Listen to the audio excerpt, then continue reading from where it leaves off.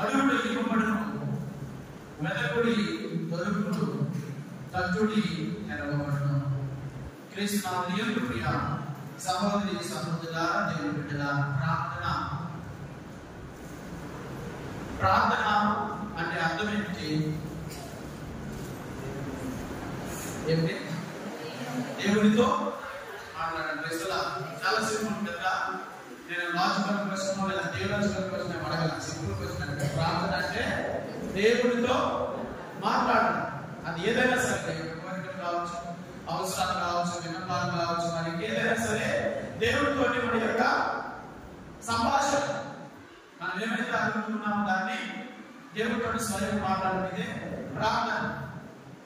అది ఇలాంటి మొదలు పట్టడం చాలా క్లియర్ గా మనం చూసుకున్నాం. అబ్రహాము స్వయంగా దేవునితో మాట్లాడుతూ ఉన్నాం. దాన్ని మనం విజ్ఞాపన ప్రార్థన అని చెప్పేసి అంటూ ఉన్నాం. గత వారం మనం చూసినటువంటి పట్టణానికి ఈ రోజు జరిగినటువంటి పట్టణము ఎక్స్టెన్షన్ తర్వాత వచ్చినటువంటి వచ్చిన గత ఆదివారం మనం చూసినట్లయితే అబ్రహాము యొక్క గృహాన్ని ఎవరు సందర్శించారు? ఆదికాండం 18:1-2 వచనాలు చదవండి. మమ్రే వద్ద ఉన్న సింధూర వృక్షము దేవుడు అబ్రహామునకు కనబడెను. ఎండ కాగినప్పుడు అబ్రహాము వారి దగ్గర కూర్చున్నాడు. అతను తల ఎత్తి చూడగా దాపుడు ముగ్గురు మనుషులు ఆయనకి కనిపించారు. ఎవరు కనిపించారంట? దేవుడు కనిపించాడు. ఎంతమందిగా కనిపించాడు? ముగ్గురు వ్యక్తులుగా ఆయన కనిపించాడు. అదే దేవుడు తర్వాత వచ్చిన మనం గత ఆదివారం విన్నాం. దేవుడు వారికి ప్రణాళిక వెళ్ళాడు. అబ్రహాము ఇచ్చినటువంటి ఆతిథ్యము స్వీకరించాడు. చివరిగా వెళ్తూ ఉన్నటువంటి సమయంలో ఆశీర్వదించాడు. నేను వచ్చే సంవత్సరానికి ఒక కుమారుని కట్టాను అని చెప్పేసి దేవుడు ఆశీర్వదించాడు. ఆ తర్వాత వచ్చిన వివాహం నుంచి లేచి వెళ్ళిపోతున్నాడు. ఆ ముగ్గురు మనుషులు కూడా లేచి అక్కడి నుంచి వెళ్ళిపోతున్నప్పుడు అబ్రహాము కూడా వాళ్ళతో పాటు వెళ్తూ ఉన్నాడు. 16 వచనం చదవండి. ఆ మనుషులు ముగ్గురు అక్కడి నుండి లేచి సొదొమ వైపు చూశారు. అబ్రహాము వారి వెంట వెళ్ళిన సాగడానికి వెళ్తూ ఉన్నాడు. ఆ తర్వాత దేవుడు తనలో తాను నడుపుతాడు. ఫస్ట్ 16 వచనంలో చెప్పబడింది, ముగ్గురు మనుషులు లేచి అక్కడి నుంచి వెళ్ళారు. తర్వాత ఎమ్మటే ఏం చెప్తున్నాడు? దేవుడు అంటే ఆయనే ముగ్గురు వ్యక్తులుగా వ్యక్తపరుచుకున్నటువంటి ఒకే దేవుడు త్రిత్వైకమై ఉన్నాడు అన్నటువంటి సత్యము ఈ వచనాల యొక్క అధ్యాయం చాలా క్లియర్ గా మనకు వ్యక్తపరచబడుతూ ఉన్నది. ముగ్గురు మనుషులు అని చెప్పేసి రాయబడుతుంది. ఆ ముగ్గురు మనుషులు కూడా ఒకే దేవుడిగా మనకి పరిశుద్ధ గ్రంథం చూపిస్తుంది. ఆ దేవుడు తనలో తాను ఎలా అనుకుంటున్నాడు? ఏమనుకున్నాడు? నేను ఏర్పాటు చేయబోతున్నాను దాన్ని అబ్రహాముకు చెప్పకుండా ఉండగలరా? నేను ఒక గొప్ప జాతిని అతని నుంచి సృష్టించబోతున్నా, కానీ ఈ జరగబోయేటువంటి విషయాన్ని అబ్రహాముతో నేను చెప్తాను అని చెప్పేసి అబ్రహాముతో ఏం చేయబోతున్నాడు అన్నటువంటి విషయాన్ని చెప్పాడు. సొదొమ గొమొర్రా ప్రజల యొక్క పాపము పైకి పొక్కినది. అది నాకు చదివినటువంటి 20 వచనం నుంచి మనం చదువుతున్నాం. సొదొమ గొమొర్రా ప్రాంతం యొక్క పాపము పైకి పొక్కినది, నేను దాన్ని నాశనం చేయబోతున్నా, ఊరినంతా కూడా వినాశనం చేయబోతున్నా అని చెప్పేసి దేవుడు ఎప్పుడైతే అబ్రహాముతో ఈ మాటలు పలుకుతూ ఉన్నాడో వెంటనే అబ్రహాము ప్రాధేయపడటం ప్రారంభించాడు. ఆల్రెడీ దేవుడు తీర్మానం తీసుకున్నప్పటికీ కూడా, దేవుడు నాశనం చేయాలని చెప్పేసి అనుకున్నప్పటికీ కూడా అబ్రహాము ఒక మధ్యవర్తిగా, దేవుడికి ప్రజలకి మధ్యవర్తిగా మధ్యస్థ ప్రార్థన చేయడం ప్రారంభించాడు. విజ్ఞాపన ప్రార్థన చేయడం ప్రారంభించడం ఆ సొదొమ గొమొర్రా ప్రజల కొరకు. పాపాత్మలుగా దేవుడే చెప్తున్నాడు, వాళ్ళు పాపాత్ములు, వాళ్ళ పాపం పైకి పొక్కినది, వాళ్ళు నాశనం చేయబోతున్నాడు. అయినప్పటికీ కూడా అబ్రహాము వారి కోసం ప్రార్థన చేయడం ప్రారంభించాడు. ఆ సమయంలో ప్రభువా, నేను వట్టి మాత్రం వంటి వాడనే, నేను అయోగ్యుడనే, అయినను ధైర్యం చేసి వారి మాట అడుగుతాను. ఏమిటి అడుగు అని చెప్పినట్టు అబ్రహాము ప్రాధేయపడుతున్నాడు. ప్రభువా, నువ్వు సజ్జనులను దుర్జనులను ఒకే రీతిగా శిక్షించేవాడవా? మంచి వారిని చెడ్డవారిని ఒకే దిశగా శిక్షిస్తావు. ఒకవేళ నువ్వు ఏ నగరాన్ని అయితే సొదొమ గొమొర్రా ప్రాంతాన్ని నాశనం చేస్తానన్నావు కదా, ఆ ప్రాంతంలో ఒకవేళ 50 మంది మంచి వాళ్ళు ఉన్నట్లయితే వాళ్ళు కూడా వాళ్ళందరితో పాటు నాశనం చేస్తావా? ఆ 50 మందిని చూసైనా ఆ ఊరిని రక్షించవా, లేదా శాపము ఇవ్వకుండా వదిలివేయవా అని చెప్పి అబ్రహాము ప్రార్థించినప్పుడు అక్కడ ఒకవేళ 50 మంది సజ్జనులు ఉన్నట్లయితే నేను ఆ ప్రాంతమును నాశనము చేయను. ఆ ఒక మాటతో దాగిపోయినా మరలా ప్రభువా నా మనవి ఆలోచించు, నన్ను క్షమించని చెప్పి నా మనవి ఆలోచించని చెప్పు. మళ్ళీ ప్రాధాన్యపడుతున్నాడు. ఏమడుతున్నాడు ఈసారి? ఒకవేళ 5 మంది తప్పుకుంటే 50కి 5 మంది తప్పుకుంటే 45 మంది ఉన్నట్లయితే 45 మందిని చూసేనా ఆ ప్రాంతంలో విడిచిపెట్టవా అని చెప్పినప్పుడు ఒకవేళ అక్కడ 45 మంది మంచి వాళ్ళు ఉన్నా నేను దాని నాశనము చేయను. మళ్ళా అబ్రహాము మాట్లాడుతున్నాడు, మళ్ళా ప్రాధాన్యపడుతున్నాడు.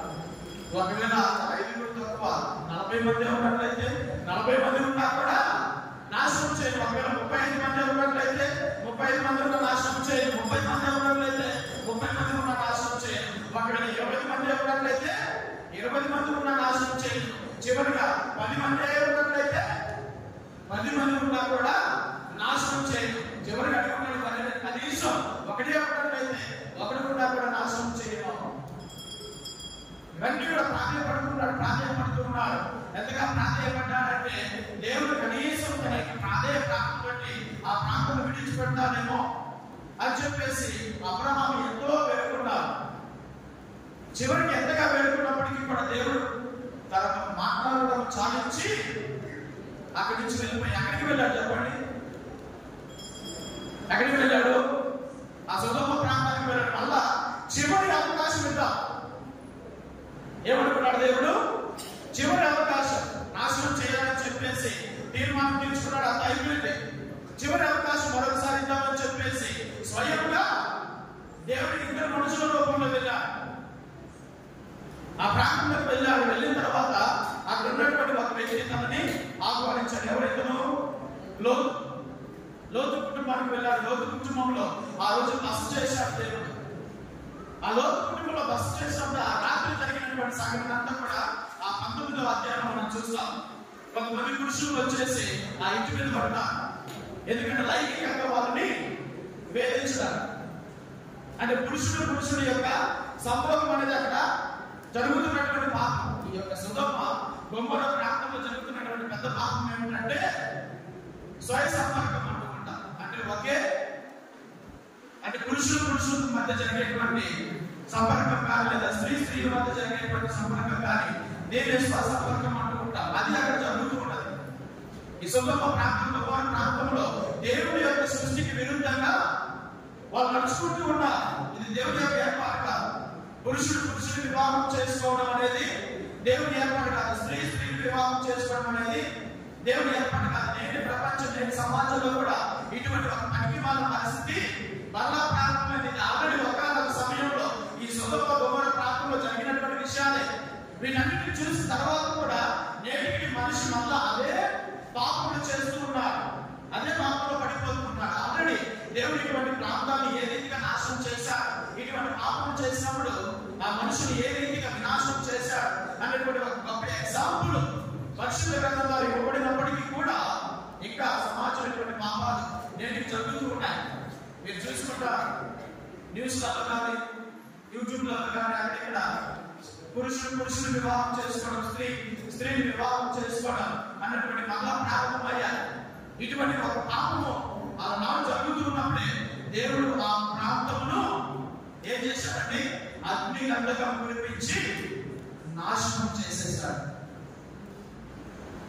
అంత ఒక శాపాన్ని ఆ ప్రాంతం మీదకి వాళ్ళు తెచ్చుకున్నారు. చివరి అవకాశం ఇచ్చినప్పటికీ కూడా ఆ చివరి అవకాశాన్ని కూడా వాళ్ళు దుర్వినియోగం చేస్తున్నారు.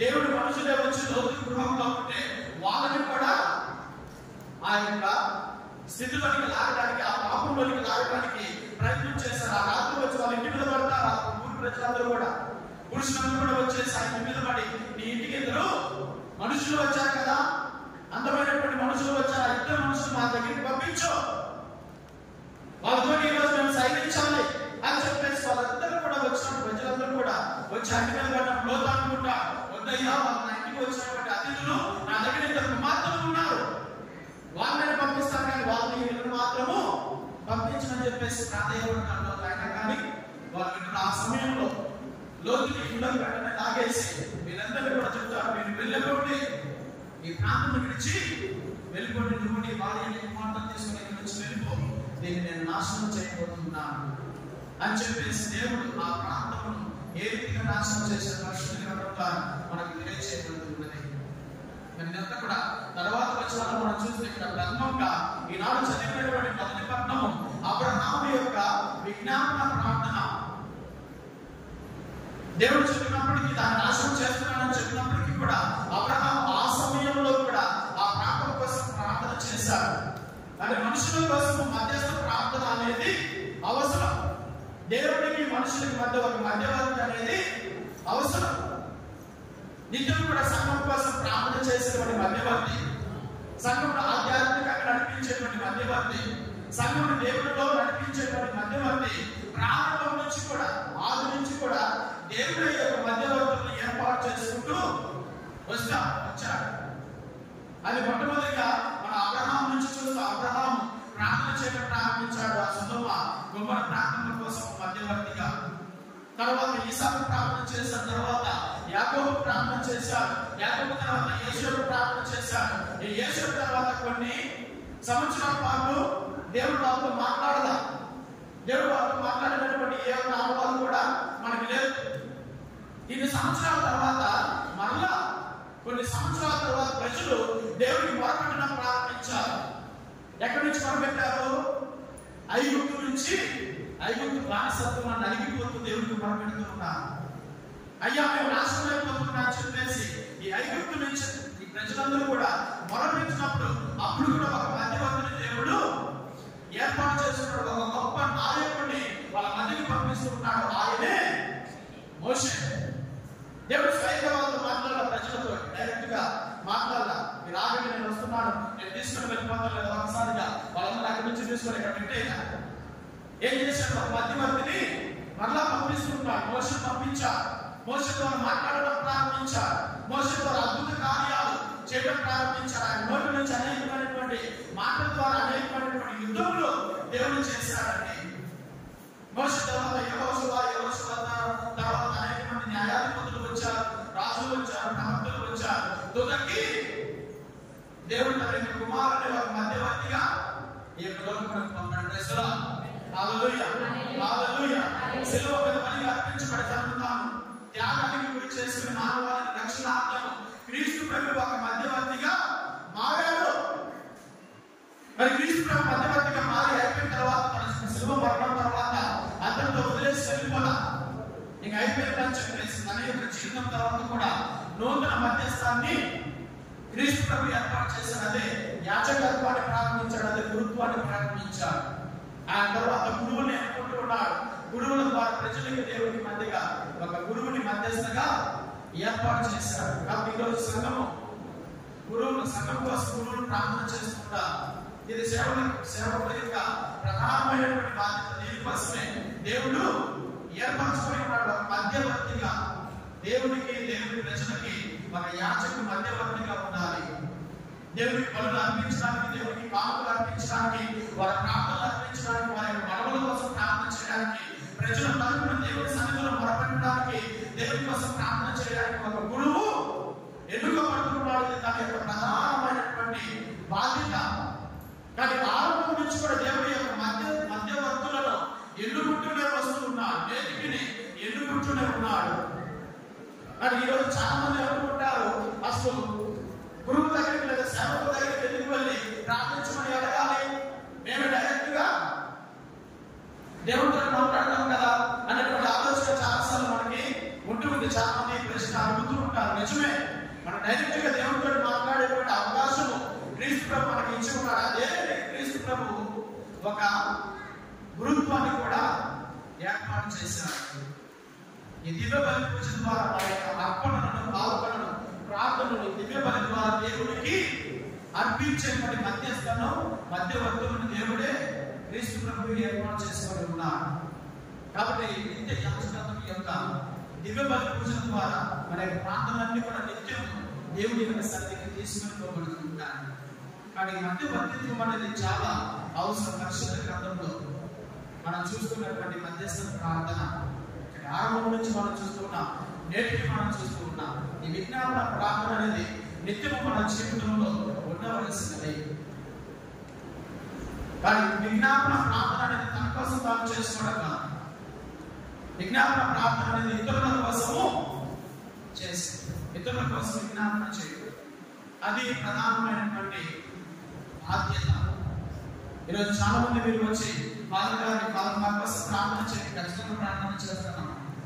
అవసరం ఉంది స్వామి, ఈ అవసరం ఉంది స్వామి, ఆరోగ్యం ఉంది స్వామి, ఈ బాధ ఉంది స్వామి, ఆ కష్టం ఉంది స్వామి, మీకోసం ఖచ్చితంగా ప్రార్థన చేస్తానని నా యొక్క బాధ్యత. దేవుడు నా మీద ఇచ్చినటువంటి బాధ్యత ఇది. కాబట్టి ఆ ప్రార్థించేటువంటి బాధ్యతను మనం మధ్యవర్తిగా దేవుడు నాకు వసతి ఉన్నాడు. కాబట్టి అబ్రహాము వలె మీకోసం ప్రతినిత్యం కూడా దేవుని సన్నిధిలో మొరపెట్టేటువంటి బాధ్యత సంఘ కాపరిగా ఆ బాధ్యత నిత్యము నెరవేరుస్తూనే ఉంటాను. అనిత్యం కూడా ప్రార్థించే వారి కోసం, ప్రాధాన్యపడే వారి కోసం దేవుని సముఖంలో ప్రార్థన చేస్తూ ఉంటాను. కానీ అబ్రహాము వలె ఈరోజు ప్రతి క్రైస్తవుడు కూడా ప్రార్థన చేయాలి. ఇతరుల కోసం, వారి కోసం, ఎవరైతే ప్రార్థన అనుకున్నారో అందరి కోసం కూడా ప్రార్థన చేయాలి. క్రైస్తవుడికి ప్రార్థన అనేది ఒక గొప్ప కవచం లాంటిది. కవచం ఏం చేస్తారు చెప్పండి? కవచం ఎప్పుడు ధరిస్తారు? కవచం అంటే ఏం చేస్తారు? కవచం అంటే ఎప్పుడు చూడలేదా? ఎప్పుడు వినలేదా కవచం గురించి? ఇంతకుముందు యుద్ధాలు జరుగుతున్నటువంటి సమయంలో వారి యొక్క శరీరం మీద డైరెక్ట్ గా శరీరం మీద గొడవపడకుండా అడ్డుకోవడానికి వారి యొక్క కవచాన్ని ధరించేవారు. అది డైరెక్ట్ గా ఏదన్నా గాయం అవ్వకుండా వారి దేహమును కాపాడుతూ ఉంటుంది. అదే విధంగా క్రైస్తవుడికి ప్రార్థన అనేది ఒక గొప్ప కవచం వంటిది. కానీ కవచాన్ని ధరించాలా లేదా అని నీ మీదనే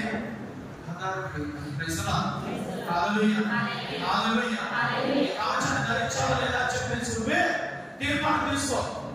ఈ కవచాన్ని దేవుడు మనకు ప్రసాదించున్నారు. ఎలాగో ప్రార్థన చేయాలని ప్రభువే నేర్పించుకున్నాడు. మీరు మీ తండ్రిని ప్రార్థించండి, అడిగిన ప్రతి వానికి ఆయన ఇస్తాడు, వెతికిన ప్రతి వానికి ఆయన దొరుకుతాడు, తగ్గిన ప్రతి వానికి ఆయన తలుపు తీస్తాడు అని చెప్పేసి ప్రభువే స్వయంగా పలుకుతున్నారు. కానీ ఆ ప్రార్థన చేసేటువంటి సమయము మనలో ఉండటం, మన దగ్గర సమయము ఉండటం, దేవుని సన్నిధిలో ఒక క్షణము మోకరించి ప్రార్థన చేయడానికి మనకు సమయము దొరకడం లేదు. చాలా మంది దేవుడి బిడ్డలుగా పిలువబడుతున్నారు, కానీ దేవుడి నామంలో ప్రార్థించే వాళ్ళు ఎంతమంది? చాలా కొద్ది మంది మాత్రం మనకు కనిపిస్తూ ఉంటారు. అనేకమైనటువంటి పనులు ఈ రోజు మనం నిమగ్నం అయిపోయి, అనేకమైనటువంటి పనులు మనము ఈ రోజు పరుగులు తీస్తూ ఆ ప్రభువుని మర్చిపోతున్నాం. కానీ ప్రజలు నాకు క్రైస్తవ బిడ్డగా నీకు జీవితంలో ప్రార్థన అనేటువంటి ఆయుధం, ప్రార్థన అనేటువంటి కవచము లేనట్లయితే సాధారణంగా ప్రతినిత్యం కూడా ఎదురు చూస్తున్నాడు. ఎలాగ ఎదురు చూస్తున్నాడు? గర్జించు సింహము వల్ల ఎప్పుడెప్పుడు మింగి వేద్దామా, ఎవరు దొరుకుతారా, ఎవరిని మింగి వేద్దామా, ఎవరిని నాశనం చేద్దామా, ఎవరిని నరకంలో పడివేద్దామా అని చెప్పేసి గర్జించు సింహము వలె సాధారణంగా ఎదురు చూస్తున్నాడు. మరి వీటన్నిటి నుంచి సాధారణంగా యొక్క జిత్తుల వారి తంత్రముల నుంచి మనం కాపాడబడాలి అంటే, మనల్ని మనం భద్రం చేసుకోవాలంటే ఉన్నటువంటి ఒకే ఒక ఆయుధము ఈ ప్రార్థన. ఈ ప్రార్థన నిత్యం కూడా మన యొక్క పెదవుల పైన ఉండాలి. అన్ని సమయాలు, అన్ని గడువులు పని చేస్తున్నప్పుడు కానీ, ప్రయాణం చేస్తున్నప్పుడు కానీ, ఇంకెవరితో మాట్లాడుతున్నప్పుడు కానీ, ఇంకేది చేస్తున్నా కూడా అన్ని వేళలో, అన్ని సమయాలలో ఈ ప్రార్థన, దేవుడి యొక్క వాక్యం అనేది, దేవుడితో మాట్లాడడం అనేది మన యొక్క పెదవుల మీద ఉండాలి ప్రతినిత్యం. ఎప్పుడైతే ఈ రీతిగా మనం నిత్యం కూడా ప్రార్థన చేస్తూ ఉంటాం, సంపూర్ణంగా దేవుడి యొక్క సమక్షంలోనికి మన యొక్క జీవితాన్ని అర్పించుకునే వాళ్ళు ఉన్నాం. ఆ ప్రభువు మనల్ని కాపాడుకుంటాడు, సంరక్షకుడిగా నిత్యం మనల్ని భద్రపరుస్తుంటాడు. సాధారణ గాడి యొక్క బంధనాల నుంచి ఈరోజు చాలా మందికి ఉన్నటువంటి ప్రశ్న, ఎలాగా ప్రార్థించాలి? అవునా? ఉందా మీకు ప్రశ్న? మాకు తెలిసిన ప్రార్థన చేయాలి, తెలుసు కదా? ఎలా ప్రార్థన చేయాలి చెప్పండి. మన ప్రార్థన చాలాసార్లు ఎలా ఉంటాయి? పక్కన కూడా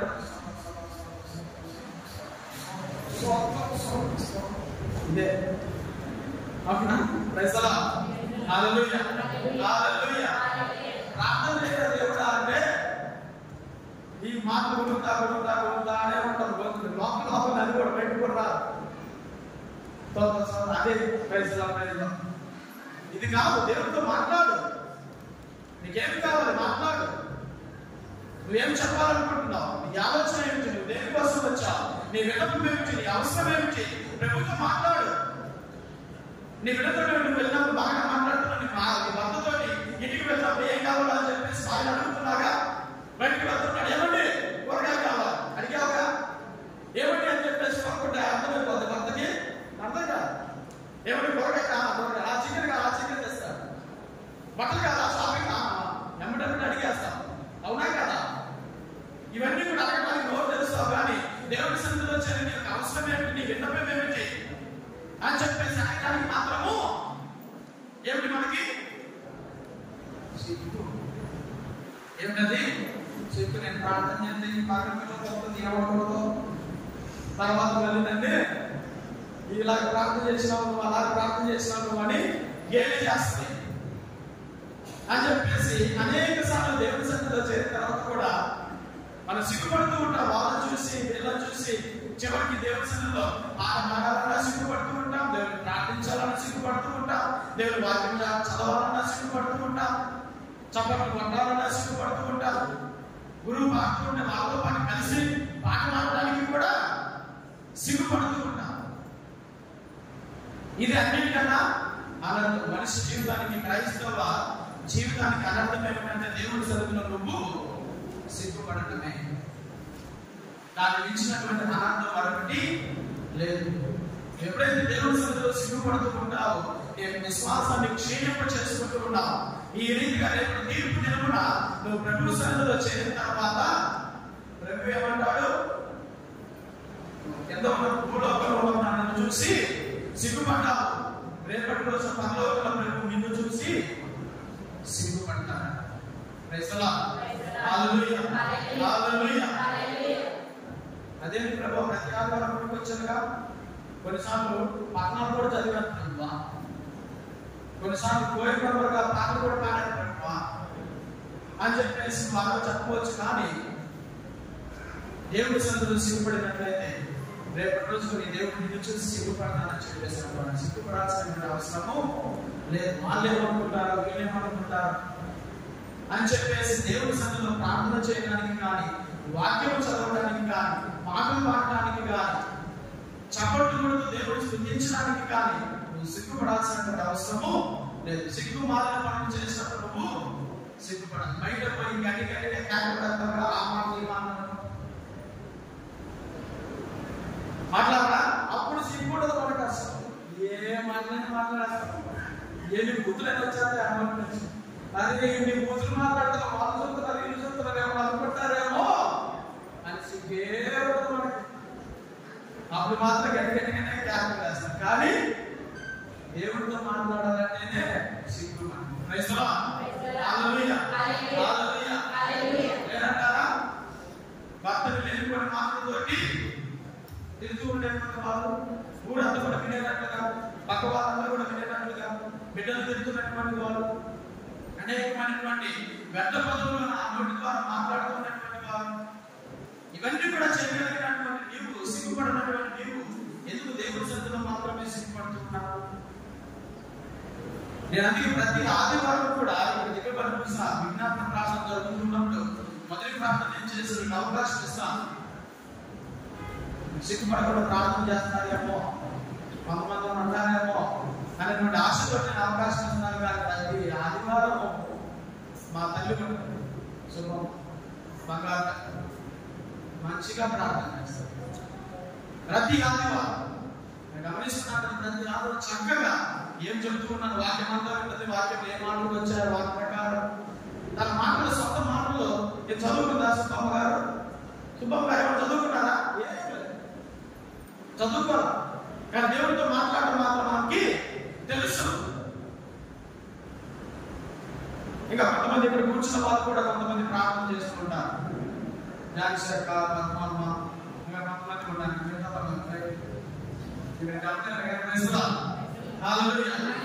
దేవుడు అవకాశం ఇస్తున్నాడు ప్రార్థన చేయడానికి, దేవుడు మాట్లాడడానికి అవకాశం ఇస్తున్నాడు. ప్రార్థన చేద్దాం, ఫాదర్ గారికి అవకాశం ఇచ్చాం, ప్రార్థన చేద్దాం, చక్కగా దేవుడితో మాట్లాడదాం అన్నటువంటి అవకాశం వచ్చినప్పుడు కూడా ఈ సిగ్గుతో మనము వెనకడుగు వేస్తున్న కొన్నిసార్లు ఈ ప్రొటెస్టెంట్ వాళ్ళని చూసినప్పుడు నాకు చాలా సంతోషం అనిపిస్తుంది. ప్రార్థన చేయడం వల్ల వెనుకాడు అవకాశం ఎప్పుడు వస్తుందా, పాట పాడడానికి ప్రార్థన చేయడానికి అవకాశం వస్తుందా అని చెప్పి ఎదురు చూస్తుంటారు. కొన్నిసార్లు ఇటువంటి విషయాలు మాత్రం వాళ్ళు ముందే ఉన్నారు, ముందుగా స్థాపించబడినటువంటి సంఘమైన కానీ మనము ఇటువంటి విషయాలు వెనకబడిపోయి ఉన్నాం. ఏం చేస్తాము? మనకి డెక్ ఎక్కువ, అవునా కదా? దేవుని సన్నిధిలో కూడా మనకి డెక్ ఎక్కువ, దేవుని సన్నిధిలో మనకి గర్వము ఎక్కువ. కానీ ఇవన్నీ కూడా విడిచిపెట్టాలి. దేవుని సన్నిధికి నువ్వు చేరినప్పుడు ఎందుకు కాదు, గర్వము కాదు, భయం కాదు, ఆందోళన కాదు, సిగ్గు కాదు. దేవుని సన్నిధిలో సంపూర్ణంగా నిన్ను అర్పించుకోవడానికి, సంపూర్ణంగా నీ యొక్క హృదయంతో ప్రార్థన చేయడానికి, సంపూర్ణంగా నీ మనసుతో దేవుని ఆరాధించడానికి ప్రయత్నం చేయండి. అంతేకాని అన్ని మనసులో పెట్టుకుని అన్ని ఆలోచనలతో నువ్వు ఎంతగా దేవుని సన్నిధిలో కూర్చొని ఉన్నా ప్రయోజనం లేదు. దేవుని బిడ్డ, నువ్వు పొద్దు నుంచి సాయంత్రం వరకు కూర్చున్నా, 2 గంటలు కూర్చున్నా, 3 గంటలు కూర్చున్నా, గంటల ముందు నువ్వు వాక్యాన్ని విన్నా, నువ్వు ప్రతిరోజు దిగబడి కూర్చున్నా పాల్గొన్నా ప్రయోజనం లేదు. ఇవన్నీ కూడా ఎప్పుడైతే నువ్వు వదిలిపెట్టినావో, వీటన్నిటి నుంచి కూడా ఎప్పుడైతే నువ్వు విడిపెట్టుకుని పొందుకుంటావో, సంపూర్ణంగా దేవుడితో మిళితం కావాలి, దేవుడిని ఆరాధించాలి, 100% దేవుడితో సమయాన్ని వెచ్చించాలి, దేవుడిని ఆరాధించాలనేటువంటి ఆలోచన ఎప్పుడైతే మన యొక్క హృదయంలోనికి వస్తుందో అప్పుడు ఆ ప్రార్థన వినిపించబడుతుంది, దేవుడు ఆనందిస్తాడు. కానీ ఇటువంటి ఆలోచనని కూడా తీసుకుని ప్రార్థించడానికి సిగ్గుపడదు. గివింగ్ యూ ఛాన్స్, మీకు మంచి అవకాశం ఇస్తున్నాడు, ప్రార్థన చేయండి, బయటికి రండి. చాలా మంది ఉన్నారు ప్రార్థన చేసే వాళ్ళు తెలుసు, కానీ చాలా మంది భయపడుతున్నారు. నాకు అవకాశం ఇవ్వలేదని చెప్పేసి బాధపడుతున్నా. లేదు, ప్రతి ఒక్కరికి అవకాశం ఇవ్వబడుతుంది. ప్రార్థన చేయడానికి ప్రయత్నం చేయండి. క్రీస్తు ప్రభువే స్వయంగా ఈ రోజు ఆయన శిష్యులకి ప్రార్థించడం నేర్పిస్తూ ఉన్నాడు. యేసు ప్రభు ప్రార్థన చేస్తున్నాడు. ఆయన ప్రార్థన చేస్తున్నటువంటి సమయంలో ఒక శిష్యుడు ఆయన దగ్గరికి వెళ్ళాడు. ప్రభువా, మాకును ఏం చెప్పాడు? ప్రార్థించిన నేర్పయ్యా, మాకును ప్రార్థించిన నేర్పయ్యా అని చెప్పేసి ఆ శిష్యుడు అడిగిన వెంటనే యేసు ప్రభు ఏ విధిగా అయితే ప్రార్థన చేసుకున్నాడో అదే విధిగా ప్రార్థన చేయడం నేర్పించాడు. నేర్పుమయ్యా నజరేయా, ప్రార్థన నేర్పుమయ్యా, నేర్పుమయ్యా నజరేయా, ప్రార్థన నేర్పుమయ్యా. నీ సన్నిధియే ఆలంబనై నడువగా నేర్పుమయ్యా, నీ సన్నిధియే ఆలంబనై నడువగా నేర్పుమయ్యా, నేర్పుమయ్యా నజరేయా, ప్రార్థన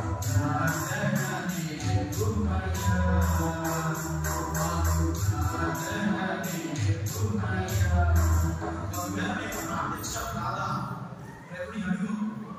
ప్రార్థించడం ఎలాగో నేర్పిస్తాను, అదే నేర్పిస్తాను.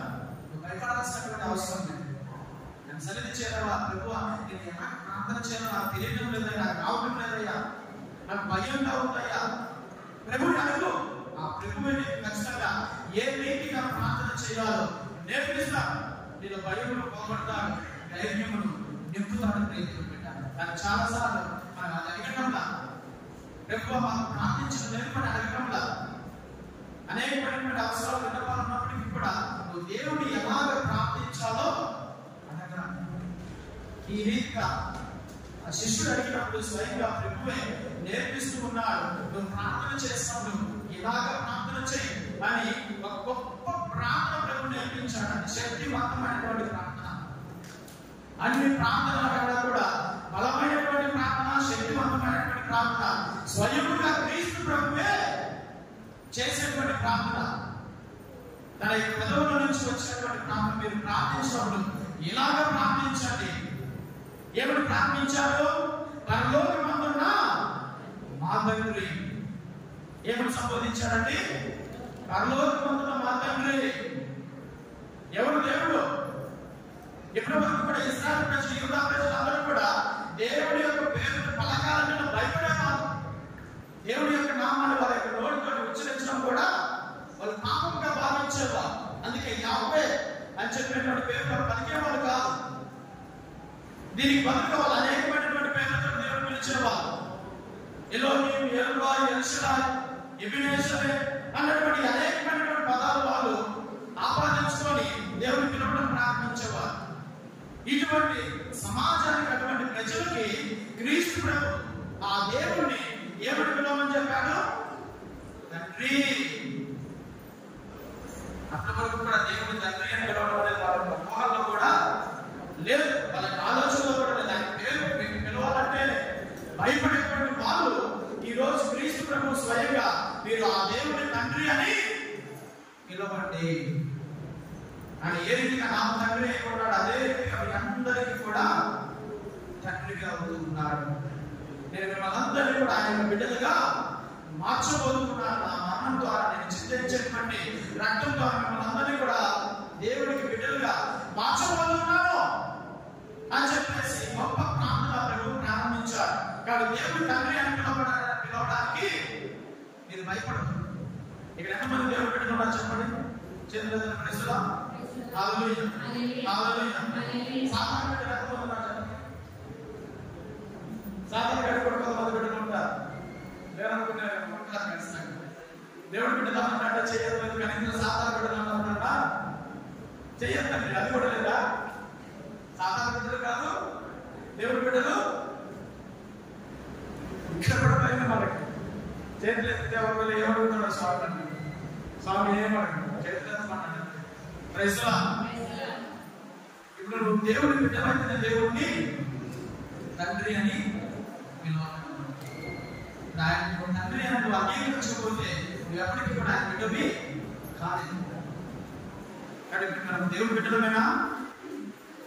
క్రీస్తు ప్రభు తన యొక్క మరణం ద్వారా చెందించినటువంటి రక్తం ద్వారా వెలకట్టి మనందరినీ కూడా ఏం చేశాడంటే కొన్నాడండి. దేవుడికి మళ్ళా తిరిగి పుత్రులుగా చేశాడు.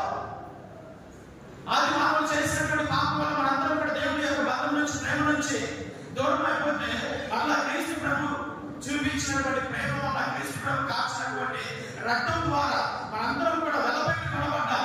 కాబట్టి మళ్ళా మనం దేవుడి పుత్రులుగా మార్చబడ్డాం. మరి ఈ రోజు అంగీకరిస్తున్నావా? దేవుడు అంత గొప్పగా త్యాగం చేసినటువంటి ఈ మరణానికి గుర్తు ఈ రోజు మనందరం కూడా ఆ దేవుడి తండ్రి అని పిలిచేటువంటి గొప్ప వాక్యాన్ని ఇచ్చాడు. నీలో ఉన్నటువంటి యొక్క ఆత్మ ఆ దేవుడి అబ్బా తండ్రి అని పిలుస్తూ ఉన్నది. దీన్ని గ్రహిస్తూ ఉన్నావు. నువ్వు శరీరంలో కొన్నిసార్లు పాపంలో పట్టుకోవాలి, పాపం చేయాలని ప్రయత్నిస్తున్నప్పటికీ కూడా ఆత్మ మాత్రము దేవుడి వైపు ఉండాలి, దేవుడిలోనే రావాలి, దేవుడిలోనే ఎదగాలి అని చెప్పేసి ప్రయత్నం చేస్తూ ఉంటుంది. కానీ మనందరం కూడా దేవుని బిడ్డలుగా పిలువబడుతున్నాం. కాబట్టి క్రీస్తు ప్రభు ఆ తండ్రిని, ఆ దేవాదేవుని తండ్రి అని పిలిచేటువంటి ఒక వాక్యాన్ని ప్రసాదించాడు. కాబట్టి నువ్వు ఏ ప్రార్థన ప్రారంభించినా, ఎప్పుడు ప్రార్థన ప్రారంభించినా దేవుని తండ్రి అని పిలువు. ఎప్పుడైతే తండ్రి అని నువ్వు పిలుస్తావో, ఒక కుమారుడిగా, ఒక కుమార్తెగా ఆ తండ్రి నీ ప్రార్థన ఖచ్చితంగా ఆలకిస్తారు. ఆ పనిలో ప్రార్థన తర్వాత వచ్చినాల్లో మనం చూస్తూ ఉన్నాం. ఏమని చెప్పబడుతుంది? ఒక తండ్రి తన కుమారుడికి ఇంత మంచి ఇవ్వాలి అని చెప్పి ప్రయత్నం చేస్తాడు. పాము అడిగినప్పుడు ఏమిస్తావు? గుడ్డు అడిగినప్పుడు పాముని ఇస్తావా? తర్వాత గుడ్డును అడిగితే తెలుగుని ఇస్తావా? నీ కుమారుడికి నువ్వు ఏం మంచి ఇవ్వాలో ఆ తండ్రికి తెలుసు. అదే రీతిగా దీనికన్నా కూడా మిన్నైనటువంటి తండ్రి దేవునికి ఇంకా ఎక్కువగా నీకు ఇవ్వాలని చెప్పేసి అనుకుంటున్నా. కానీ తండ్రి అని సంబోధించి ఒక కుమారుడిగా, ఒక కుమార్తెగా నువ్వు ఏం అడిగినా కూడా ఆ తండ్రి తండ్రి నామములో నీకు వసపడుతుంది. ఇంత గొప్ప ప్రార్థన క్రీస్తు ప్రభు మనకి నేర్పించాలి. ఆ తర్వాత వచ్చిన మనం చూసినట్లయితే మీ రాజ్యము ఎవరి రాజ్యం రావాలి? దేవుడి రాజ్యం రావాలి. ఏంటి దేవుడి రాజ్యం? Kingdom of God. దేవుడి రాజ్యం అంటే ఏంటి? ప్రారంభమైన శుభవార్తను ప్రకటించడం ప్రారంభించినప్పుడు హృదయ పరివర్తన చెందాలి. దేనికోసము? పరలోక రాజ్యము సమీపించిన. ఏంటి పరలోక రాజ్యం? క్రీస్తు ప్రభువే. ఎవరు పరలోక రాజ్యం అంటే? క్రీస్తు ప్రభువే. ఏదో ఊహాగానాల్లో ఉన్నటువంటి ఒక ప్రదేశమో ఒక ప్రాంతమో కాదు, మన ఆలోచనలో ఉన్నది కాదు. పరలోకం అంటే స్వయంగా క్రీస్తు ప్రభు ఎక్కడైతే ప్రభు ఉంటాడో, ఎక్కడైతే ప్రభుని ప్రేమ ఉంటుందో అదే పరలోక రాజ్యం. నీ కుటుంబంలో ప్రభు ఉన్నాడా? అదే పరలోకం. నీ సంఘంలో ప్రభు ఉన్నాడా? అదే పరలోకం. నీ జీవితంలో ప్రభు ఉన్నాడా? అదే పరలోకం. నీ ఊళ్ళో ప్రభు ఉన్నాడా? అదే పరలోకం. పరలోకం అంటే మరి ఏమి చూద్దాం? ఎక్కడైతే క్రీస్తు ప్రభు స్వయంగా ఉంటాడో అదే పరలోకం అండి. కానీ ఏదో ఊహాగానంలో వెళ్ళిపోతే ఎక్కడో పైన ఎక్కడో ఉంటుందని చెప్పినటువంటి ఆలోచనతో ఉండవద్దు. ఎక్కడైతే దేవుడి ప్రేమ నిండుగా ఉంటుందో అక్కడ ప్రభువే తన యొక్క రాజ్యాన్ని ఏర్పాటు చేసుకుంటారు. అదే ప్రభు యొక్క రాజ్యంగా కనబడుతున్నది. కానీ సత్యాన్ని మనం గ్రహించాలి. మరి మన సంఘంలో, మన కుటుంబంలో, మన జీవితంలో ప్రభుని రాజ్యము ఉన్నదా? ప్రభుని రాజ్యం ఉన్నట్లయితే అక్కడ ప్రేమ, ఐక్యత, శాంతి, సమాధానం, ఎటువంటి కుళ్ళు కానీ, ఎటువంటి ద్వేషం కానీ, ఎటువంటి స్వార్థం కానీ, ఎటువంటి అసూయ కానీ అక్కడ ఉండవు. కానీ ఈరోజు నీ కుటుంబంలో ప్రేమ ఉండదా? అసూయ ఉండదా? ద్వేషం ఉండదా? ఏమున్నది? కుళ్ళు ఉండదా? ఇవన్నీ కూడా తారతమ్యం చేసుకోవాలి. ఏవి ఉన్నాయి నా జీవితంలో? ఏది ఉంది నా కుటుంబంలో? ఈ కుళ్ళు, కుతంత్రాలు, ద్వేషం, స్వార్థం ఇవన్నీ కూడా ఉన్నట్లయితే ఆ కుటుంబంలో ప్రభువు లేదండి. అది ప్రభు యొక్క రాజ్యము కాదండి. క్రైస్తవ కుటుంబంకి అయితే ఉంటున్న క్రైస్తవ బిడ్డకైతే జీవిస్తున్నాం, కానీ ప్రభు మాత్రం అక్కడ లేడు. క్రైస్తవుని కదా ఖచ్చితంగా ఉండాలని చెప్పేసి అనుకోవద్దు. క్రైస్తవుడైన మాత్రాన క్రీస్తు ఉంటాడని ఏమీ లేదు. నీ యొక్క జీవితాన్ని బట్టి, నీ యొక్క హృదయ మార్పుని బట్టి, నీ బ్రతుకుని బట్టి అక్కడ ప్రభు ఉంటాడు. అక్కడ ప్రభు తన రాజ్యాన్ని ఏర్పాటు చేసుకుంటాడు. కానీ ఎటువంటి జీవితం నీది ఉన్నది? ఇది నిజంగా నా జీవితం ప్రభు యొక్క రాజ్యమేనా? నా కుటుంబము ప్రభు యొక్క రాజ్యమే లేదా? ఇంకా సాతాను గాడి యొక్క రాజ్యంలోనే నేను ఉంటూ ఉన్నానా? సాతాను గాడి యొక్క పథకాలలోనే నేను ఉంటూ ఉన్నానా అని ప్రతి ఒక్కరు కూడా ఆత్మ పరిశీలన చేసుకోండి. నిత్యము కూడా ప్రభు యొక్క రాజ్యం కోసము ప్రార్థన చేయండి. తర్వాత వచ్చిన మీ చిత్తము పరలోకమందు నెరవేరినట్టు భూలోకమందును నెరవేరును. పరలోకంలో దేవుడి యొక్క సంవిధానం అంటే, దేవుడి యొక్క రాజ్యం అంటే ఎవరి మాట నెక్కుతుంది? దేవుడి మాటే. దేవుడు అనుకున్నదే జరుగుతుంది. దేవుడు ఏమి ఆలోచన చేస్తున్నాడు ఆ కుటుంబం ప్రకారం, వారి జీవితం ప్రకారం అదే జరుగుతుంది. కానీ దేవుడి చిత్తం ఏదైతే ఉన్నదో అదే మన యొక్క జీవితంలో కూడా జరగాలి.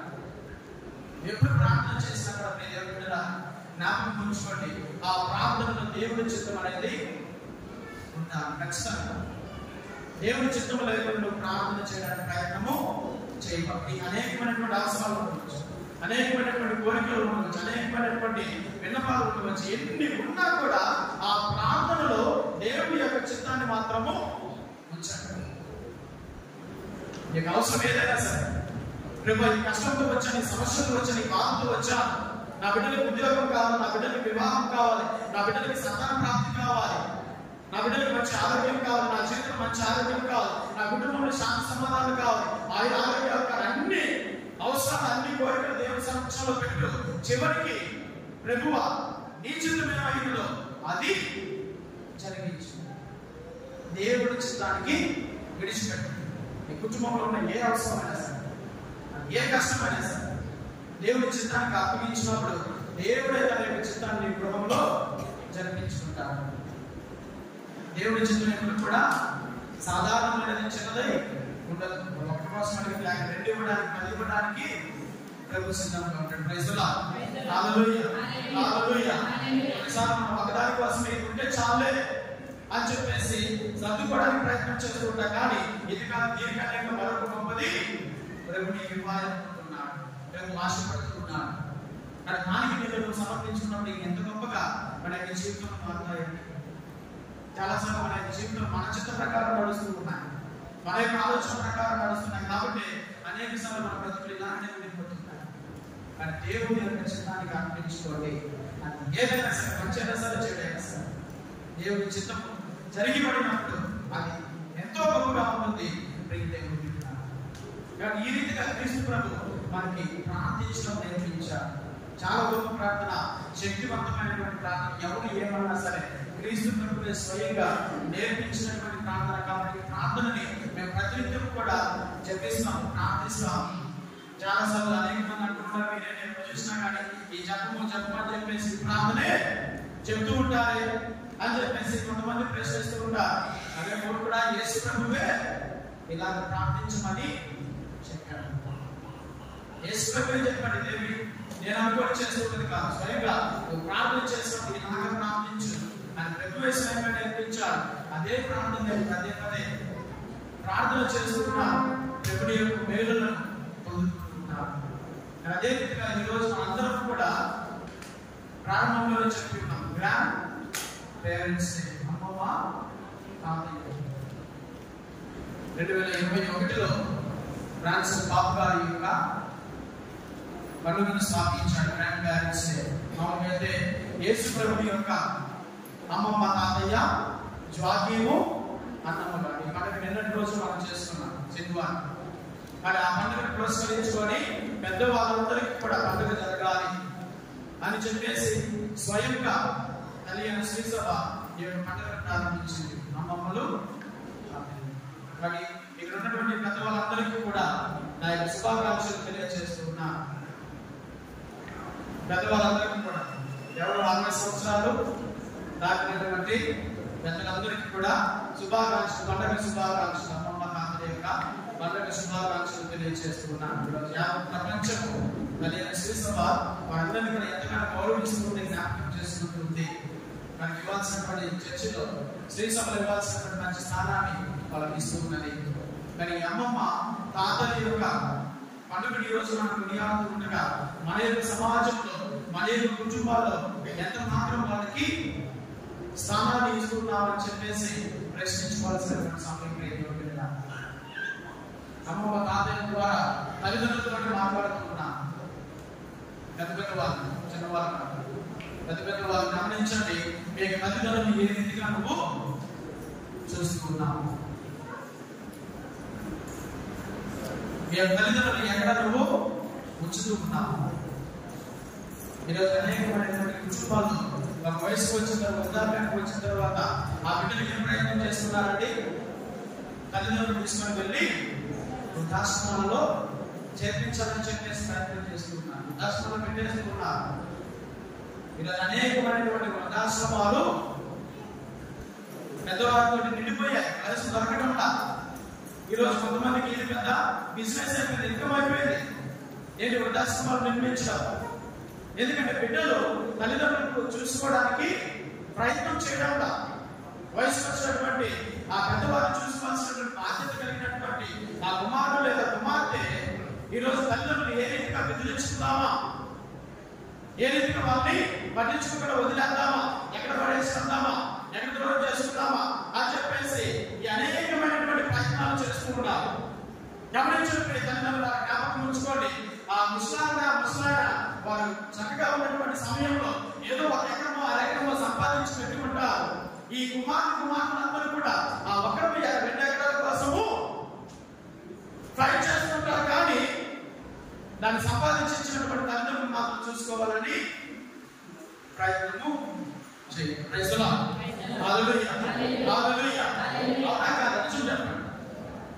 వారు సంపాదించినటువంటి సంపాదన కావాలి, వారు కూడబెట్టినటువంటి ఆస్తిపాస్తులు కావాలి, వాళ్ళు కట్టించినటువంటి ఇల్లులు కావాలి, వాళ్ళు కూడబెట్టినటువంటి బంగారం కావాలి, వస్తువులు కావాలి, సమస్తం వాళ్ళు ఏదైతే సంపాదించి ఇచ్చారో ఇవన్నీ కూడా కావాలి. కానీ వారు మాత్రము అవసరం లేదు. వచ్చేటువంటి 10 సెంట్ల కోసం, 20 సెంట్ల కోసము అన్నదమ్ముల మధ్య గొడవలు. నువ్వు చూసుకోవాలంటే నువ్వు చూసుకో, ఇక్కడ తల్లి దగ్గరికి వచ్చేసరికి నువ్వు చూసుకోండి, నువ్వు చూసుకో. తల్లి దగ్గరికి వచ్చేసరికి నువ్వు చూసుకోండి, నువ్వు చూసుకో. నాకు సమయం లేదు, నాకు సమయం లేదు, నేను చూసుకోలేదు, నేను చూసుకోలేదు. ఈ తల్లిదండ్రులు మాత్రం చూసుకోలేరు, కానీ వాళ్ళు ఇచ్చినటువంటి భూమి మాత్రము అక్కడ ఫైట్ చేస్తారు. నాకు కావాలంటే నాకు కావాలి, 10 సెంట్లు కావాలి, 20 సెంట్లు కావాలి, 20 సెంట్లు కాదు, అర్ధెకరం కావాలి. అవునా కాదు? చాలా మంది అవుతున్నారు. ముసలి వాళ్ళకి సంతోషం వేస్తుంది. మా గురించి స్వామి రోజు మాట్లాడుతున్నారు, కానీ ఎప్పుడైనా వాళ్ళ కళ్ళు తెలుస్తారేమో అని చెప్పేసి పెద్దవాళ్ళు సంతోషిస్తున్నారు. నిజంగా జరుగుతున్నది. తల్లిదండ్రుల దగ్గరికి వచ్చేసేమో అటు నెట్టుకున్నారు, ఇటు నెట్టుకున్నారు. వాళ్ళు సంపాదించినటువంటి ఆస్తిపాస్తులు వచ్చేసరికి ఏమో నాకు కావాలి, నాకు కావాలని చెప్పేసి నిలబడుతున్నారు.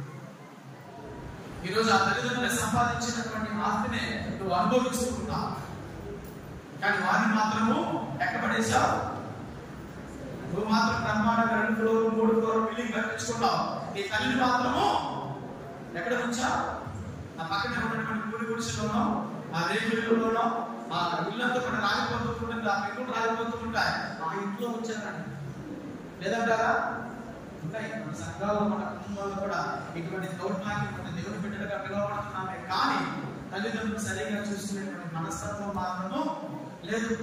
వారు కూడబెట్టి ఇచ్చింది కావాలి, కానీ వాళ్ళు చూసుకోవాలనేటువంటి బాధ్యత మాత్రము చూపించడంలా. వాళ్ళు చదివిస్తే చదువుకున్నా, వాళ్ళు మంచిగా నేను ఏర్పాటు చేసి మంచి భవిష్యత్తు కావాలని నా కష్టాలు, సమస్యలు, శ్రమలు కూడా వెళ్ళి ఎండనక వాననక శ్రమించి సంపాదించండి, చదివించి ఈరోజు ప్రయోజనం చేసి చక్కగా ఒక బిడ్డను తీసుకొచ్చి వివాహం చేసి నీకు వాళ్ళు ఇంతగా చేసేదానికి వారి చివరి రోజుల్లో వారికి ఒక పిడికిన అన్నం కూడా పెట్టలేనటువంటి దౌర్భాగ్యం అండి. ఇటువంటి తల్లిదండ్రులు ఉన్నారు సమాజంలో, ఇటువంటి బిడ్డలు ఉన్నారు, ఇటువంటి కుమార్తెలు ఉన్నారు. తల్లిదండ్రులు సంపాదించినటువంటి సంపాదన అనుభవిస్తూనే ఆ తల్లిని పట్టించుకునేటువంటి వారు, ఆ తల్లిని పట్టించుకునేటువంటి వారు దౌర్భాగ్యం. ఎటువంటి జీవితం జీవించాలనుకుంటున్నా ఈ రోజు ఏ ధైర్యం నీ తల్లిదండ్రులు చేస్తున్నావో రేపటి రోజు అదే పరిస్థితి నీకు రాదని జ్ఞానం ఏంది? ఖచ్చితంగా నువ్వు ఏ కొలతతో అయితే కొలుస్తావో అదే కొలతతో నీకును కొలవబడను. జాగ్రత్త క్రైస్తవ సంఘమా. నీ తల్లిదండ్రులు వృద్ధాప్యంలో వచ్చేటటువంటి తల్లిదండ్రులు చూసుకోవడం ఒక బిడ్డగా నీ బాధ్యత. అది కుమారుడు కావచ్చు, కుమార్తె కావచ్చు. కొన్నిసార్లు కుమార్తెలు వేరే వేరే చోట్ల ఉంటారు, సరే కుమారుడు, కానీ కుమార్తెలు ఆస్తి పంపకాలకు మాత్రము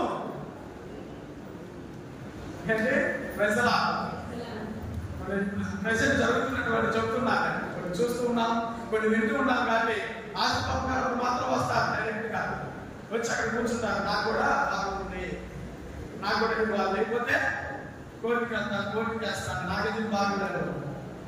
ఈ ఆస్తిలో భాగం కావాలి, కానీ మనం చూసుకునే దాంట్లో మాత్రము భాగము నాకే సంబంధం. కొడుకులు మీరు ఉన్నారుగా, ఆస్తి పంచినప్పుడు మాత్రం కొడుకులు మీరే ఉన్నారు, మీరు పంచుకోండి అని ఒక మాట చెప్పరా? ఇక్కడ తల్లి మాత్రం చూసుకోవాలన్నప్పుడు మాత్రము మీరున్నాక మీరే చూసుకోవాలన్నటువంటి మాటలు వస్తూ ఉంటాయి. మన ఈ మధ్య కొన్ని నెలల క్రితం జరిగినటువంటి సంఘటన, సొంత కుమారుడు వృద్ధాప్యంలో ఉన్నటువంటి ఆ తల్లిని బండి మీద తీసుకొని వచ్చాడు. కొన్ని కిలోమీటర్ల దూరం తీసుకొని వచ్చాడు. హాస్పిటల్కి రా మమ్మీ, నీకు చూపిస్తాను అని చెప్పేసి బండి మీద తీసుకొని వచ్చాడు. ఆ టౌన్ లో తీసుకొచ్చిన తర్వాత మమ్మీ పెట్రోల్ అయిపోయింది, ఇక్కడ దిగు, నేను మళ్ళా వస్తాను, పెట్రోల్ పట్టించుకోండి అని చెప్పేసి ఆ తల్లిని రోడ్డు పక్కన వదిలేశాడు. సాయంత్రం వరకు వేచి చూసింది. సాయంత్రానికి కూడా కుమారుడు రాలా. 2 రోజులు 3 రోజులు తల్లి అక్కడే కూర్చొని వెయిట్ చేస్తా ఉంది. కుమారుడు వస్తాడు కదా, కుమారుడు వస్తాడు కదా. ఎన్ని రోజులైనా కూడా కుమారుడు రాలేదు. లాభమేమి తల్లి వదిలించుకోవాలని తీసుకొచ్చి అక్కడ వదిలిపెట్టి వెళ్ళిపోయాడు. ఈరోజు చాలా మంది టౌన్ లో మనకు కనిపిస్తుంటారు, పెద్ద పెద్ద వాళ్ళు. వాళ్ళ పిల్లలు లేరంటారా? పిల్లలు ఉన్నారు, ఆయన పట్టించుకునేటువంటి కుమారుడు ఉన్నా లేకపోయినా ఒకటే. చాలా మంది వృద్ధులు వాపోతూ ఉన్నారండి.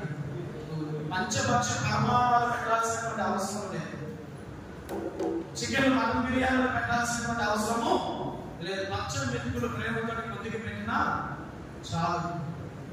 కానీ ఆ పచ్చని మెతుకులు పెట్టడానికి కూడా ఈరోజు చాలా మంది బిడ్డలు వెనకాడుతున్నారు.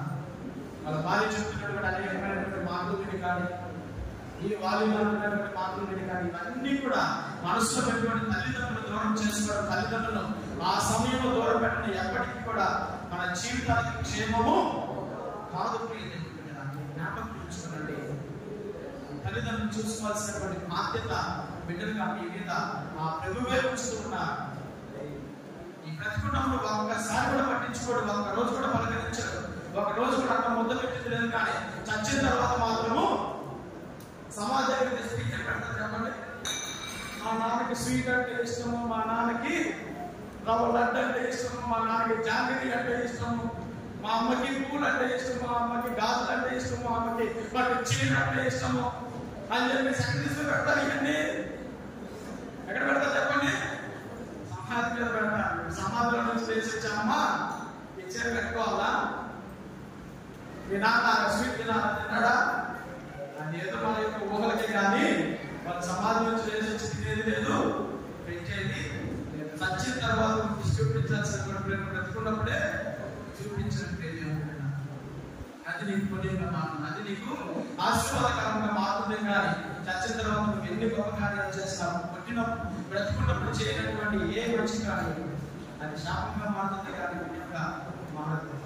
నలుగురు పేరు కోసం నలుగురులో అలా అనుకోవాలి, ఇలా అనుకోవాలబ్బా, వాళ్ళ అయ్యకి ఏం చేశారో దినము, అరే వాళ్ళ అయ్యకి ఏం చేశారో ఫస్ట్ యానివర్సరీ అని చెప్పేసి నలుగురు అనుకోవాలని చెప్పేసి నలుగురు కోసము ఆర్భాటాలకు చేసుకున్నా. కానీ ఆ నలుగురు నువ్వు వాడి బతుకున్నప్పుడు ఎలా చూసావో చూడలేదనుకుంటున్నావా? నలుగురు చూశారు. ఈరోజు ఆ నలుగురు మెప్పు కోసం ఏదైతే ప్రాధాన్యపడుతున్న ప్రయత్నం చేస్తున్నావో ఆ నలుగురు నీ తండ్రి బతుకున్నప్పుడు, నీ తల్లి బతుకున్నప్పుడు, వృద్ధాప్యంలో ఉన్నప్పుడు నువ్వు అసలు గ్లాస్ మంచినీళ్ళు ఇచ్చావా, ఒక పిడికి అన్నం పెట్టావా లేదా అని చెప్పేసి వాళ్ళందరూ చూశారండి.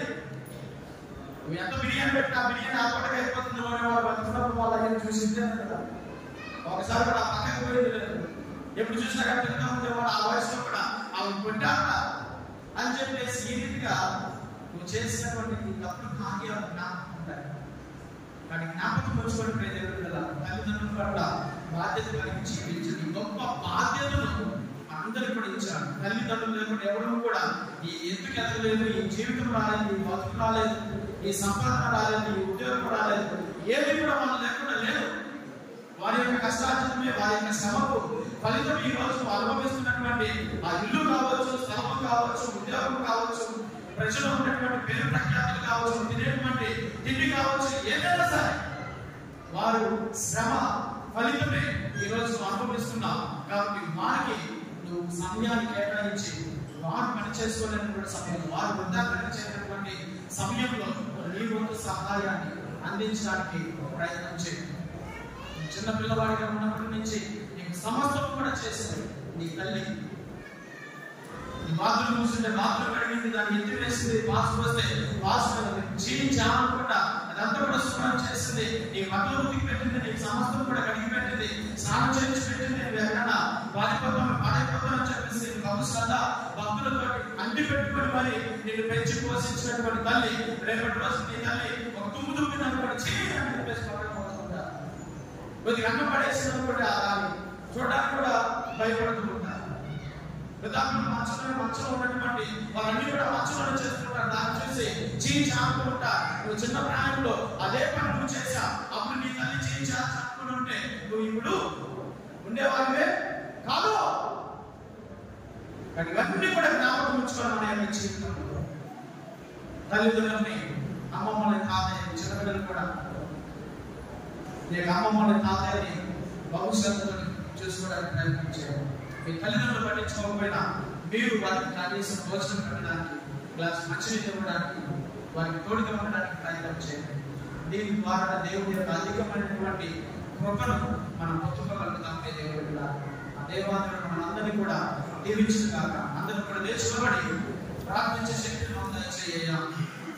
అబ్రహాము ప్రార్థించిన రీతిగా, ఏలియా ప్రార్థించిన రీతిగా, దానియేలు ప్రార్థించిన రీతిగా, యేసుప్రభు ప్రార్థించిన రీతిగా, అపోస్తలులు ప్రార్థించిన రీతిగా మనము కూడా ఆ ప్రభువుని నిత్యం కూడా ప్రార్థించేటువంటి శక్తిని దయచేయండి, బలము దయచేయండి. నిలబడి అందరూ నిలబడండి.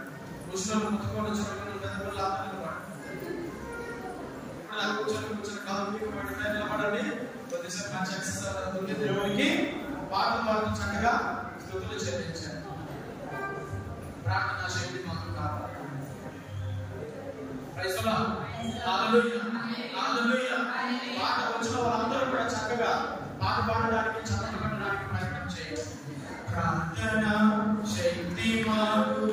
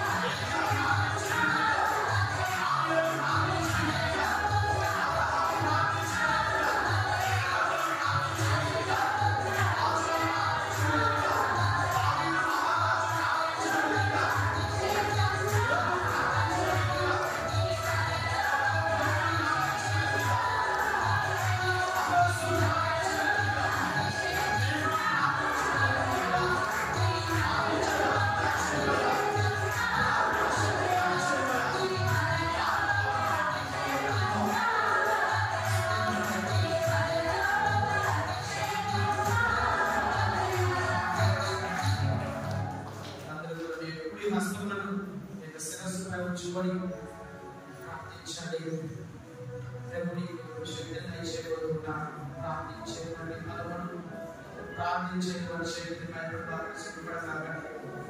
పక్కవాడు చూస్తున్నాడు, అందరూ కూడా కనిపిస్తున్నాడు. సంపూర్ణమైన ప్రేమలో నేను అవ్వండి. దేవుడికి అభిషేకించబోతున్నాను. ప్రార్థించేటువంటి అభిషేకం ఏది ప్రార్థించిన రీతి కాదు, సింహాలలో దావీదు ప్రార్థించిన రీతి కాదు, అబ్రహాము ప్రార్థించిన రీతి కాదు, దావీదు మహారాజు ప్రార్థించిన రీతి కాదు, గొప్ప గొప్ప ప్రవక్తలు ప్రార్థించిన రీతి కాదు, క్రీస్తు ప్రభువే ప్రార్థించిన రీతి కాదు, అపోస్తలులు ప్రార్థించిన రీతి కాదు, మరియలు ప్రార్థించిన రీతి కాదు. ఈరోజు ప్రార్థించేటువంటి బలము ప్రభునికి నింపబోతున్నాడు. ఏ సంకోచన భావం లేకుండా ప్రార్థించు. ఆ ప్రభునికి అభిషేకానికి పరిశుద్ధాత్మని అభిషేకం, ఆత్మాభిషేకం అభిషేకించబోతున్నాడు. పరిశుద్ధ పరిశుద్ధ పరిశుద్ధ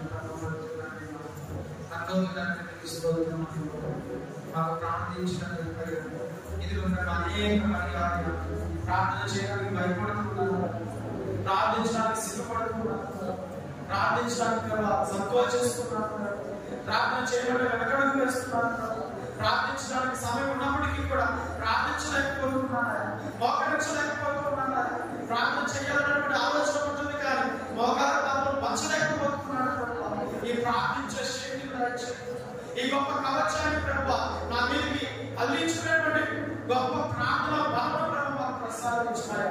ఈ సాతాను గారి యొక్క తంత్రంలో నుంచి, సాతాను గారి యొక్క ప్రణాళిక నుంచి ప్రభు నన్ను నేను కాపాడుకునేటువంటి గొప్ప ప్రార్థన ప్రభు చేసేటువంటి ఆత్మాభిషేకం దైత్యం ప్రార్థన చేస్తున్నాను. ఆ ప్రబంధన బలం ప్రభు దైత్యం నిత్యం కూడా ప్రభు ప్రార్థించే శక్తి దైత్యం. అన్ని వేళల అన్ని సమయాల్లో ప్రభు ఎడతెగక ప్రార్థించేటువంటి కృపను బలమును దైత్యాలను ప్రార్థన చేస్తున్నాను. నా సంఘం ప్రభు ఆ ప్రార్థన బలంతో నింపబడి ప్రతి కుటుంబాన్ని ప్రార్థన బలంతో నింపబడి ప్రార్థన చేస్తున్నాడు ప్రభు. ఈ ప్రార్థన బలమును శక్తి ప్రభు బ్రహ్మను వచ్చేటువంటి ప్రార్థన చేస్తున్నా. నోరు తెరిచి ప్రభు వారికి అవసరంలో వరకు ప్రార్థించేటువంటి బలము దయచే, నోరు తెరిచి ప్రార్థించేటువంటి గొప్ప శక్తిని దయచే. వారి స్వయంలో అవసరాల కోసం ప్రభు నీతో స్వయంగా సంభాషించినటువంటి భాగ్యాన్ని ప్రభు మా సంఘానికి సంఘంలో ప్రతి ప్రభు ప్రసాదించుకొని ప్రార్థన చేస్తున్నాను. ఆ బలము శక్తిని ప్రమాణించాలి, ఆ ఆత్మీయ బలమును ప్రసాదించాలి, ఆత్మీయ శక్తిని ధరించాలి. గొప్ప గొప్ప ప్రవర్తనల ప్రభు మేము కూడా ప్రార్థించేటువంటి ప్రభుత్వం మమ్మల్ని నింపబడి ప్రార్థించాలి.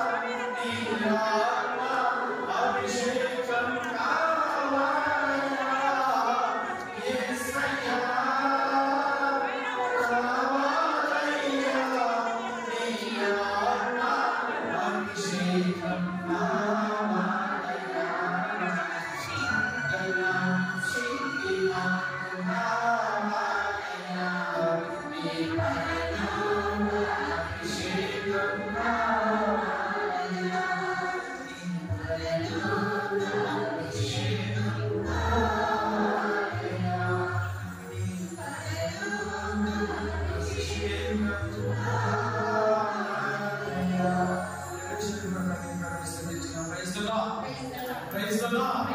Hallelujah. Hallelujah. Hallelujah. Hallelujah. ఈ శక్తితో మమ్మల్ని నింపినటువంటి స్తోత్రం. ఈ బలముతో మమ్మల్ని నింపినటువంటి స్తోత్రం. ప్రార్థించే శక్తిని మాకు దయచేసినటువంటి స్తోత్రం. ఈ ప్రార్థన మనం నిత్యం కూడా నిత్యం కూడా ప్రార్థన శక్తితో ప్రభావం ఆ విశ్వాస జీవితాన్ని ముందుకు కొనసాగించినటువంటి భాగ్యము దయచేయండి. ఈ మనవులను నామమున యేసుక్రీస్తుని అతి పరిశుద్ధమైన నామమున వేడుకొని ప్రార్థన చేస్తున్నాము తండ్రి. ఆమేన్.